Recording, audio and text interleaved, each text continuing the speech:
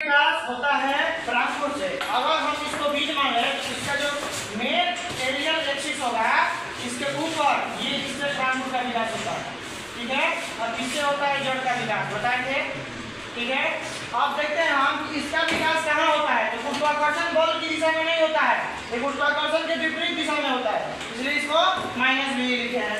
तीसरा नंबर होता है कि इसका मतलब कि फैलाव कहाँ तक होता है। जब जहाँ पत्तियाँ होती हैं जिससे प्रकाश संश्लेषण की क्रिया होती है, क्लोरोफिल की मदद से प्रकाश संश्लेषण की क्रिया को प्रभावी बनाने का काम यही करता है। और इसी के ऊपर पत्तियाँ स्थित होती हैं। पेड़ की जो पत्तियाँ होती है वो स्थित होती है तो तने के ऊपर ही स्थित होती है। मुख्य विशेषता क्या होता है कि तने में होता है पर्व और संधि।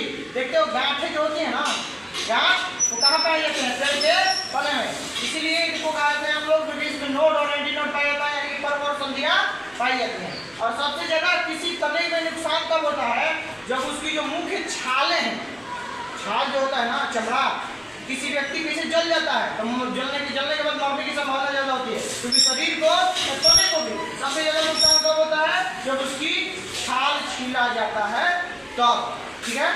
अब नेक्स्ट नंबर 3 प्रकार का होता है। एक होता है एरियल रूट, वायवीय तना, जिसके में प्रकार है नीम, अमरूद, आम, ये सब भी, ठीक है ना। अवायवीय तना का उदाहरण हो जाएगा क्या, अवायवीय तना का उदाहरण हो जाएगा घास, ठीक है। घास को देखा सिलाई मशीन में कैसे कपड़ा ऊपर नीचे होता है, बिल्कुल घास वैसी आधा ऊपर आधा नीचे, इसलिए उसको अवायवीय कहते हैं। और जलकुंभी, जलकुंभी क्या होता है कि आधा पानी के अंदर होता है आधा पानी के बाहर होता है, तो ये होगा अवायवीय। और अर्धवायवीय क्या होगा,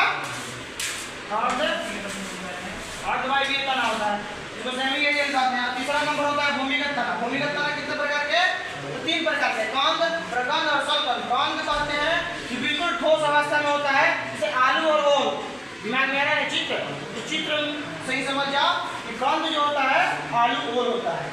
और प्रकंद जिसमें पर्व और संधियाँ पाई जाती हैं उसको कहते हैं कि जिसमें गिरा के जैसा पाया जाता है, तो वो होता है अदरक, हरी, हल्दी। और तीसरा नंबर होता है सलकंद, ठीक है, जिसमें प्याज और रस 90% इसका हिस्सा जल होता है। इस प्रकार से तना आपका हुआ समाप्त। अगले अध्याय में हम लोग पत्ती के बारे में पढ़ेंगे। इस वीडियो मिलते हैं, फिर मिलते हैं।